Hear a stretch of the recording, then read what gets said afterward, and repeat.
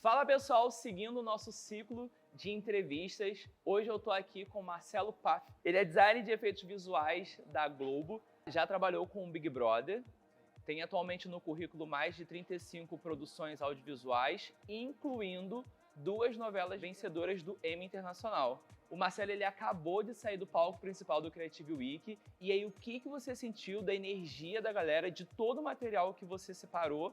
Foi muita coisa, um material muito rico e que ficou assim, o processo de criação eu acho que pegou todo mundo de surpresa, que ninguém estava preparado. O que você achou da recepção dos alunos em relação ao seu conteúdo? Eu achei que as pessoas realmente elas estavam muito interessadas no que eu estava apresentando. Vim com uma bagagem, né, de como que funciona essa parte de conceituação, né, de como que tem todo um estudo, uma pesquisa por trás do que é visto depois, né, no ar. Eu acho que isso, para quem está estudando, né, é uma coisa que tem que estar ali no horizonte, né? Geralmente as coisas não são feitas do nada, nós seguimos roteiro, seguimos briefing, e dentro desse universo, dentro desse modelo, né, industrial de trabalho, a gente tem a nossa parte de criação, porém, a gente não pode se perder muito das diretrizes, né, do que está sendo pedido pelo roteiro, pela direção. Briefings, roteiros que você comentou na sua palestra que são mudados a qualquer momento, né? O do Big Brother ele é mais dinâmico por causa do próprio DNA do programa, que é um reality show, e por mais que, logicamente, né, o roteiro ele é feito para o que está acontecendo, mas se tiver alguma reviravolta, alguma coisa assim, muito inesperada, eles precisam, às vezes, mudar a edição, né? Muda a vinheta, ou cai uma vinheta, ou então surge outra vinheta para poder atender ao que está acontecendo lá em tempo real, né? Com os participantes que estão confinados. Então, assim, tem essa dinâmica, né? Você tem no seu currículo 2 trabalhos que foram vencedores de prêmios internacionais, que é o Emmy, que para quem não sabe é um dos maiores, na verdade é o prêmio mais importante, né, quando a gente fala de entretenimento. E você também tem no seu currículo um dos programas mais assistidos no Brasil. Você imaginou chegar no patamar no seu trabalho profissional a qual você está hoje? O Marcelo lá de antigamente já imaginava isso tudo? Não, de forma alguma. Eu sempre ilustrei, né? Sempre desenhei desde pequeno, e dali para a ilustração foi um pulo. Eu tentei entrar no mercado dessa maneira. Quando eu entrei no audiovisual, o meu primeiro projeto, na verdade, não foi de animação, foi um documentário filmado mesmo, que a gente carregava equipamento e ia para locação, esse tipo de coisa. E depois, né, posteriormente, eu me interessei por essa parte de animação, comecei como animador 2D, e depois lá na Globo, quando pintou o convite, foi uma oportunidade de poder também desenvolver esse lado 3D, né? E hoje, na verdade, eu consigo fazer as duas coisas. Eu queria ter essa maleabilidade ali de poder transitar entre os meios, né? Que eu acho isso, em termos criativos, ele é enriquecedor, né? Você poder fazer coisas diferentes e entender a especificidade de cada projeto, o que isso aqui pede, qual vai ser a abordagem que a gente vai fazer, aqui o tempo dessa produção é diferente da outra. Então, assim, até mesmo na dramaturgia tem os desafios também, em relação ao que os autores escrevem. Reality show é outra coisa. Então, assim, eu fiz também um trabalho muito, muito interessante para o jornalismo, que era o clipe da vacina, né, que mostrava como que as vacinas iam agir no corpo das pessoas. É um projeto que, no momento, era, de certa maneira, educativo, para mostrar para as pessoas como é que aquilo funcionava, para as pessoas não temerem. Eu fico muito feliz, assim, de não ter planejado nada disso. Na verdade, é uma coisa que eu, até hoje, não faço planos nesse sentido. Meus únicos planos são para viajar. É bom, né? É a única coisa que eu faço planejamento. De resto, profissionalmente, eu deixo muito esse fluxo que às vezes leva a gente para um lado, às vezes leva para o outro, às vezes a gente volta. Então, eu tento não me manter firme, né? Tento ser sempre maleável para poder transitar. Tem algumas perguntas aqui que os alunos separaram para a gente fazer. Tem uma aqui que ela entra muito nessa questão de você conseguir lidar com mudanças muito rápidas. Eu vou fazer ela, mas eu queria implementar algo mais, o Yander, de Contagem, ele fez a seguinte pergunta: como eu posso amenizar a insegurança na hora de aceitar ou iniciar um novo trabalho? E aí, vindo do seu trabalho, porque você tem um reality show que é moldado a cada dia, podemos dizer assim, né? Porque cada dia você tem um enredo como sendo contado ali, mas você também tem novelas que tem aquelas mesas de discussões que às vezes pode mudar o rumo completo, né, da trama. Como conseguir ter saúde mental nesse processo onde você inicia um trabalho, nessa insegurança, né, que a própria pergunta diz, e do nada as coisas podem mudar? Bom, eu acho que essa questão da insegurança, ela também passa muito pelo que você pensa que o outro vai achar de você, né? A gente vive também essa sociedade de mídia social, de hiperexposição, né? Então eu acho que isso eu vejo muito, acho que até mais das gerações mais novas, né? Do quanto que ela vai ser vista. E a gente tem todo uma certa pressão pelo sucesso e tudo mais. Então isso para mim já é uma pressão, né? Então assim, eu não sei se isso também é um fator que faz com que eu também não tenha essa mesma relação com rede social. E é interessante isso, porque eu sei que eu posso falhar. Assim, você topa fazer um projeto que você nunca fez na vida. Gente, a chance de você falhar é muito grande.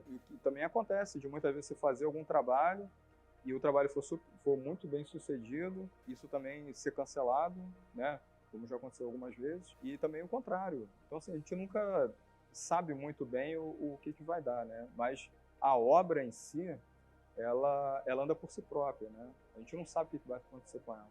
E eu acho que eu me coloco muito no lugar mesmo de ser desafiado, de querer aprender. Eu acho que essa é a verdade. Eu acho que quando eu procuro um projeto em que eu vou aprender alguma coisa nova, eu estou me colocando nessa posição, sabe? Então, eu vou muito de peito aberto, assim. Eu não tenho essa relação do que vão pensar, de como vão julgar e tal. Não, eu estou ali no jogo. E outra, eu não trabalho sozinho, né? Eu trabalho com uma equipe e eu me seguro nessa equipe também. Então, assim, se eu precisar de uma ajuda, eu vou chegar para a pessoa e falar, cara, tá acontecendo isso, tem como me ajudar com isso aqui? Aí, não, eu tô ferrado, pô, então vamos ver fulano, e a gente se ajusta, a gente se acerta. Então, eu queria mostrar mesmo que o nosso trabalho, ele é coletivo. A gente não faz as coisas sozinho. Claro, eu tenho meus projetos pessoais, que realmente é outro rolê, mas a criação, produção coletiva, a gente sempre conta com o outro. A gente tem uma base muito forte de confiança. Eu acho que isso aí é o que, de certa maneira, ameniza, acho que o coração de todo mundo, sabe? Tipo, ó, gente, isso aqui vai ser uma pedreira, mas ó, tamo junto, pode contar comigo e vice-versa, e todo mundo cai de cabeça. A gente fala muito dos seus trabalhos, até porque, para você que não veio, você perdeu uma aula gigantesca, o tanto de conteúdo que foi mostrado, o processo, passo a passo, foi incrível. E aí, a Ana Alice de Belo Horizonte, ela perguntou: qual é o seu projeto favorito do seu portfólio e por quê? Geralmente meu projeto favorito é o último, né? Assim, não tenho uma relação assim do que seria um melhor. Ou, assim, claro, né? Eu fiz, poxa, tá no ar durante 6 anos, uma equipe fantástica, gerou projetos muito, muito bons. Me diverti muito fazendo uma animação que a gente recebeu, que era o Thundercats, que a gente misturava, que era animação tradicional, que a gente teve como objetivo fazer a abertura do Thundercats misturada com a relação do Tinder ali entre os personagens e tal. Então, assim, foi muito bom e, de certa maneira, saudoso, assim, rolou um certo saudosismo de rever a referência que a gente tinha que chegar naquilo ali. E pra gente de animação, a abertura dos Thundercats é uma coisa que tá num patamar muito alto, assim, de conquista, de qualidade, sabe? É uma referência muito difícil de se chegar. Eu e Bruno Costa, né, a gente estava nesse projeto e foi um desafio tremendo. A gente analisando, a gente via frame a frame a animação para ver como é que era, como é que eles tinham... Caramba, tem essa sacada aqui, fizeram isso aqui, assado. E a gente foi fazendo a coisa e, assim, ver isso no ar foi gratificante, assim, porque isso foi uma homenagem, né? Que de certa forma a gente estava fazendo. Né? Foi uma animação que a gente assistiu quando era pequeno. Então, você entrar nesse túnel do tempo, né? Traz muitas sensações, emoções também. os trabalhos, eles despertam, né? Muitas coisas que, às vezes, você tava até escondido ali, em algum cantinho, e aquilo, caramba, vem, sabe? Assim, vem uma emoção. Como é que é a sensação de você estar na produção de um programa que molda o comportamento de um país durante um determinado período? Se a gente fala, por exemplo, do Big Brother de 2020, onde o país parou, também por conta, né, das condições que a gente estava tendo, mas como é que você vê, não o conteúdo em si, mas o seu trabalho sendo consumido, chegando a tanta gente e as pessoas comentarem sobre aquilo, viverem aquilo 24 horas por dia? Porque assim, como eu já faço há 5 anos, né, assim, eu voltei para fazer os 19, né, o 18 eu já estava revezando com Tá No Ar. Essa relação no começo, sim, né, isso antes até de voltar ao Big Brother acontecia. Mas eu acho que eu tive uma outra experiência também em pandemia, porque assim, eu estava no meu computador fazendo animação e aí a gente online lá no Teams, a equipe toda e tudo mais, entregava a minha parte. E aí, sei lá, eu ia tomar um banho, ia lanchar, e quando eu sentava para ver o programa, eu estava vendo animação. Quando eu não estava fazendo animação do dia seguinte, e aí eu chegava na sala para ver a animação que eu tinha feito. Aí eu, tá. Beleza, vou falar que essa parte aqui ficou legal, isso aqui de repente a gente pode melhorar, não sei o quê. E já voltava para falar com a equipe, sabe? Então, é uma coisa que até acontece quando eu vou ver filme da Marvel, alguma coisa assim, que é muito mais um olhar crítico do que curtir a coisa, sabe? Porque ainda mais estando trabalhando na produção, eu fico tentando ver aonde que podia ter ajustado, ou então, putz, isso aqui foi do jeito que eu não queria, aí eu só consigo ver aquilo ali que eu achei que poderia ter feito de uma outra maneira, ou ter um pouquinho mais de tempo e cuidado, mas por conta da correria também, porque a produção é muito intensa, e depois você relaxa, né? Eu acho que talvez no começo tivesse essa relação, ainda mais em pandemia, assim, que eu fiquei em casa e home office, e eu fazia um negócio no computador, ia na sala e via o negócio passando, sabe? Antes da gente terminar, queria fazer nossa penúltima pergunta, tá? A Ana Luísa de Contagem, ela quer saber como é que funciona o seu processo criativo e o que você faz para lidar quando tem os famosos bloqueios, né? Eu acho que de tudo que ela vai procurar de processo criativo, tem muita coisa, né, e muitas formas e tal, eu acho que o primordial quando tem um bloqueio é você continuar fazendo, porque a parte da criatividade, ela vem com movimento mesmo, uma energia do fazer. Então, assim, se eu ficar olhando para a página em branco e esperar que ela me devolva alguma coisa, isso não vai acontecer. Então, às vezes, quando está muito bloqueado, eu começo a simplesmente colocar o lápis em cima do papel e começo a mexer já para gerar esse movimento, e a partir dali já começa a vir as coisas, e aí as ideias vão se organizando, porque às vezes você está tão focado em fazer uma coisa específica que realmente você pode acabar ficando bloqueado. Mas aí você vai comendo pelas beiradas. E aí você começa fazendo sem ter um objetivo concreto, ou esse que você está querendo. Mas no final das contas, você relaxa, você começa... Aí as ideias começam a vir, né? Essa parte de produção de conteúdo, tem até uma entrevista que o David Lynch fala disso, né? Que eu assisti essa entrevista e eu entendi por que eu senti algumas coisas através da fala dele. Que ele falava que a criação era muito como se ele estivesse assistindo um sonho, só que acordado, desperto. É como se eu estivesse aqui com você e aí daqui a pouco o cérebro ele não para, as imagens vêm e a gente tem toda essa questão onírica mesmo, né, do sonho. E aí é como se essas imagens viessem na minha frente e aí o David Lynch fala, isso é criatividade, são os pensamentos vindo. E aí eu paro, observo, e eu falo, pô, legal, acho que isso aqui dá para usar para cinema, acho que isso aqui funciona melhor em pintura. E eu falei, caramba, porque é exatamente isso que acontece. Às vezes você tá lavando louça, fazendo alguma outra coisa, que não necessariamente é o trabalho, mas aí você tem essas imagens que são criações que aparecem diante dos seus olhos, né? Assim, e aí você, beleza, larga tudo, pega papel e escreve, ou então desenha o que você viu, e deixa ali guardado. Estou com um projeto pessoal que eu comecei na pandemia, que são 13 cadernos e acho que são 160 páginas, de muito esboço, de muita coisa, muita reflexão, que eu estou fazendo uma curadoria para poder separar, né? Até mesmo fazendo estudos agora de produção, como é que isso aqui funciona bem para quê, sabe? Essa animação aqui, talvez de repente eu faça no Blender, essa daqui eu acho que eu vou fazer no Procreate, isso aqui eu vou fazer não sei o que lá. Em relação ao processo criativo, é isso, gente. Não deixem de fazer. Bloqueou, força, começa a desenhar despretensiosamente, que em algum momento você relaxa, é igual meditação, né? Você sentou para meditar e as imagens não param de vir. Aí você fala, não, vou controlar meus pensamentos. Não vai controlar nada. Você simplesmente relaxa e deixa os pensamentos virem. Então, os processos são muito parecidos, assim. Isso.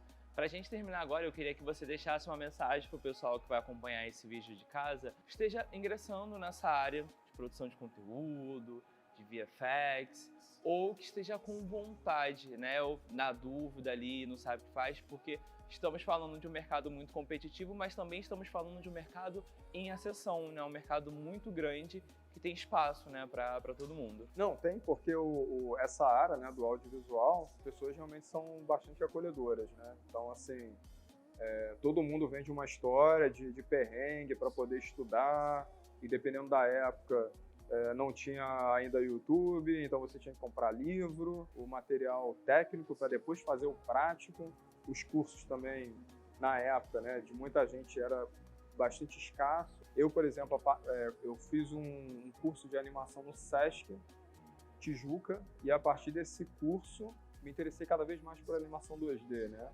E era um curso também que eu fiz de uma semana, se eu não me engano, ou 2 semanas, e que, na verdade, gente, me levou para conhecer muitos lugares e conhecer muitas pessoas. Isso expandiu também, foi aquela coisa que eu falei de expansão de conhecimento. Eu pude também entrar em outras áreas, me interessar, né? Eu acho que quanto mais você estuda, mais você vai esbarrando também em coisas que te trazem uma certa curiosidade, né? Poxa, como é que deve ser isso? Como é que deve ser trabalhar com isso?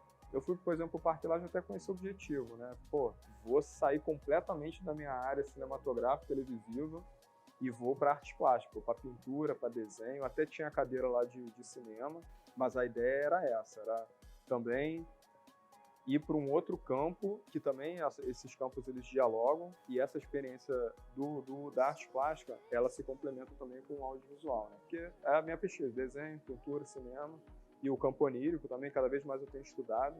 Inclusive, a minha última pesquisa, eu estou lendo muito sobre o sonho dos Yanomamis, né? Com o Davi Copenauer. Recomendo bastante até esse autor. Eu recomendo muito às pessoas que queiram, né, ingressar para essa área de design, que elas realmente estudem as áreas afins, né, à nossa área, né? Como eu falei ali, nada sai do zero, então a gente tem um conhecimento muito grande de arquitetura, de sociologia, filosofia, história da arte, estudem bastante história da arte. Por que isso? Porque você, inevitavelmente, você vai conversar com diretores que vão vir com referências extremamente artísticas, né?